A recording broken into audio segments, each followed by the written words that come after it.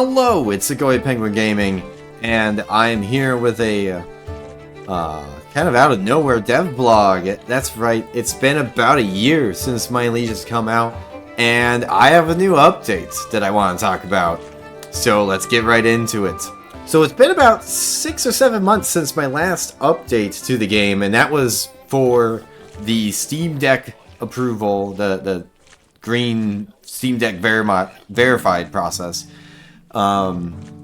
And I knew that I wanted to do more work on it. Life has just kind of been getting in the way between a full-time job and just not feeling as pressured or crunched to get work done on the game.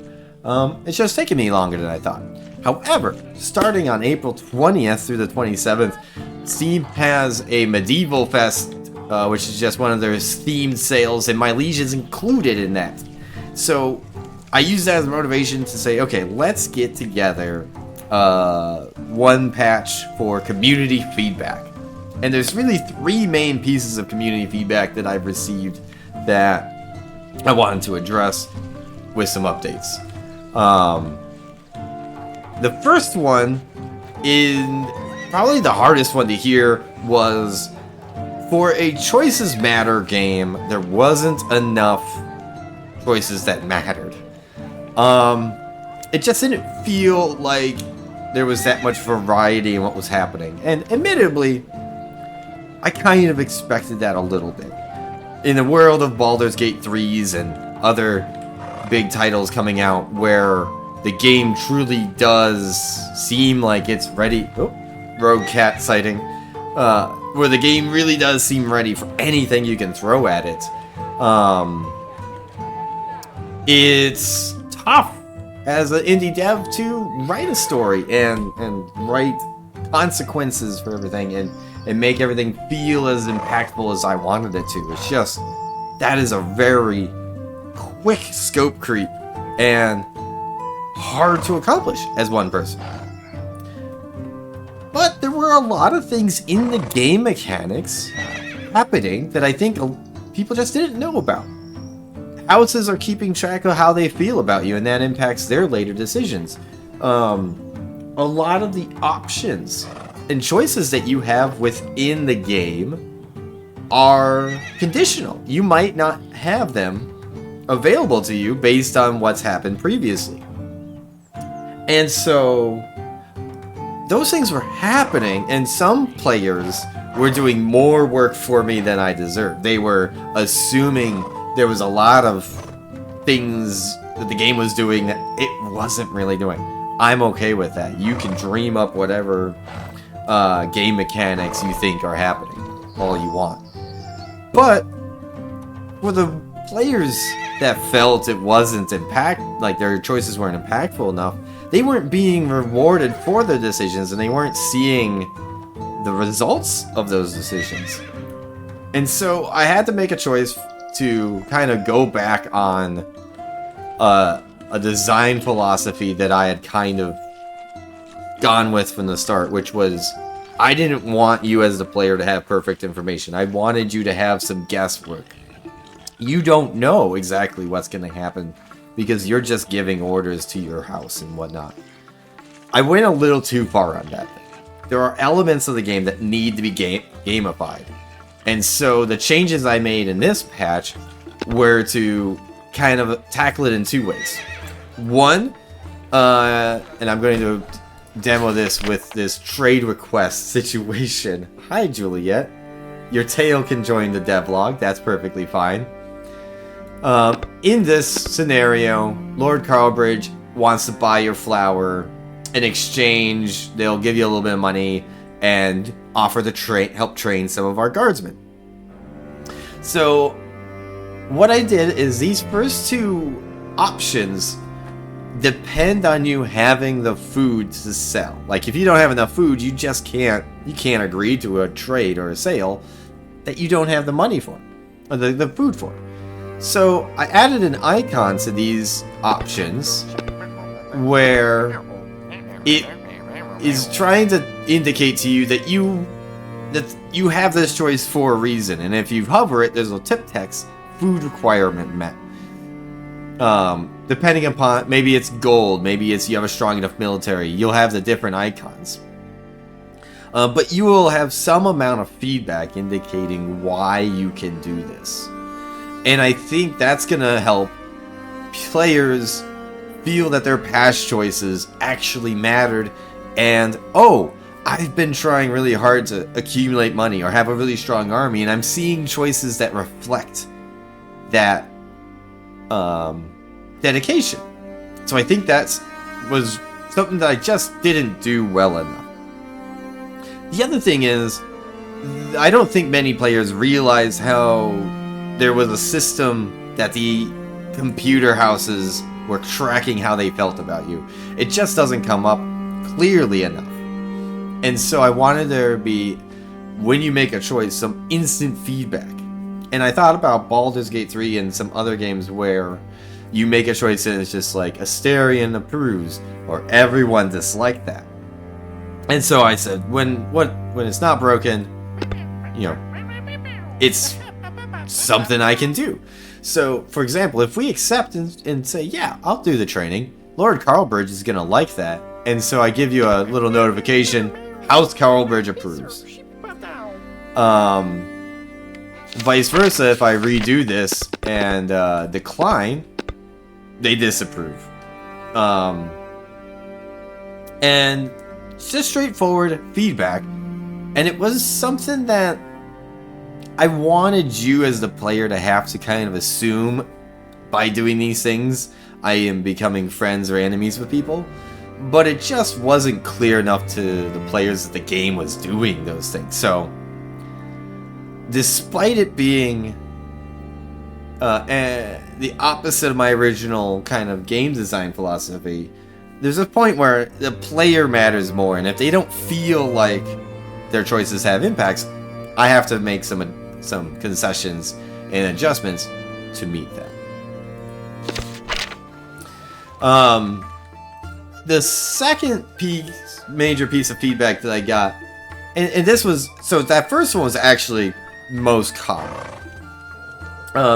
The second item that I'll demo here is the music just didn't feel important. It was easy to get lost in the background of. And some of the songs didn't fit. They felt like they belonged in a different game. So with this update, I kind of went through the whole catalog of music I was using. I removed 3 songs that didn't fit. They were very somber or felt like you were cave exploring or something, and just not what this game was about. So now instead, I've trimmed those out. I've added some new songs. Thank goodness Kevin MacLeod exists. His free license songs are amazing. And so now, not only have I kind of more properly defined what sound I'm looking for, the different stages that the scenes take place in have different music. So for example, we've got this jaunty jig in the background right now.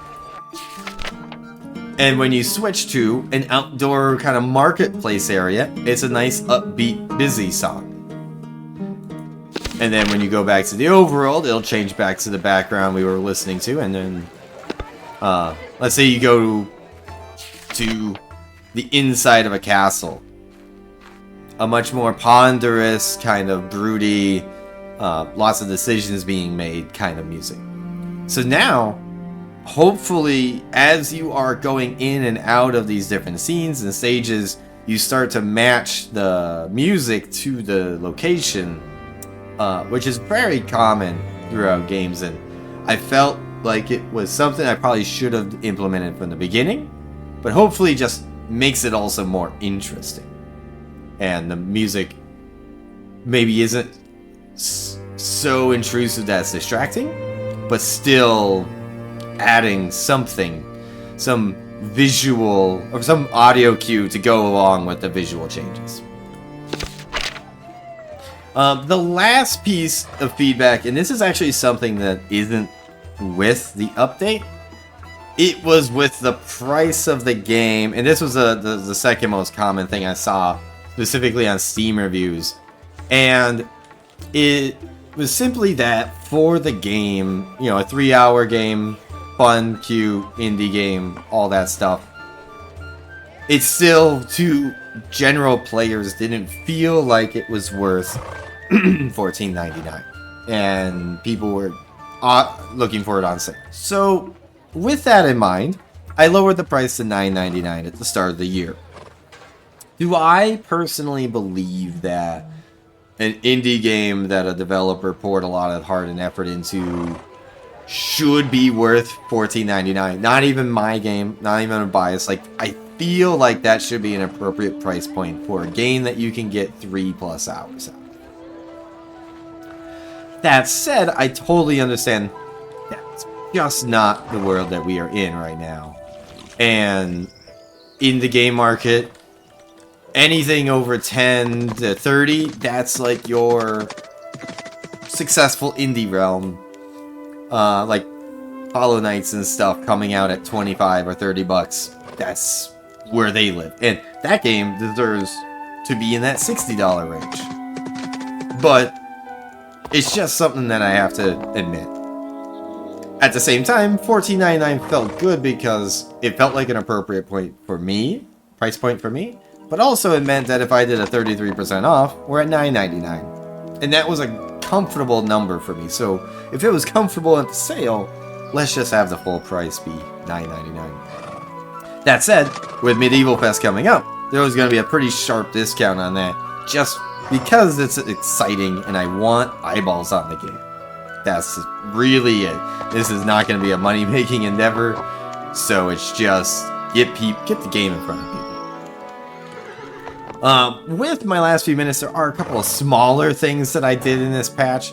One of them being your town will have a lot more flags and heraldry about, and not just your town, but other towns, so you can kind of see I've got my light blue flag with the beige dog on it.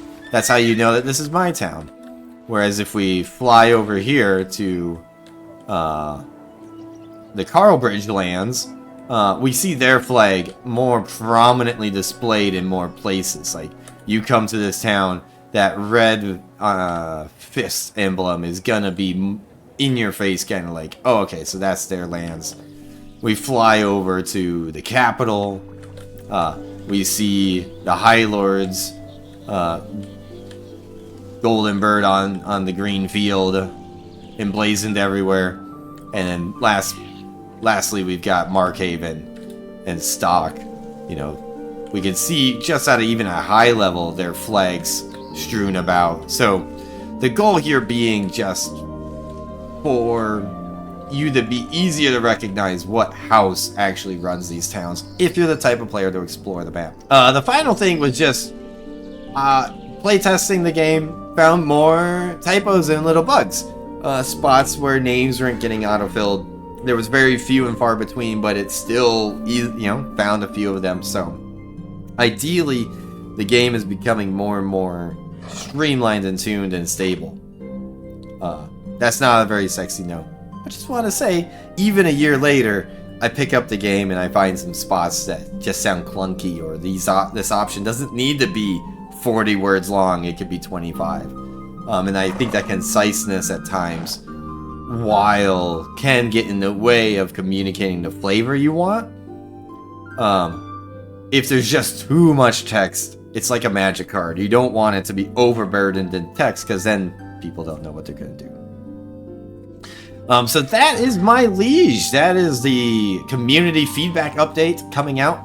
I'm gonna post this tonight, the 19th. So this update is gonna go live, and time for Medieval Fest, April 20th through the 27th. Check out My Liege. It's gonna be on its steepest discount yet. I can't disclose exactly the number technically, but you're gonna like it.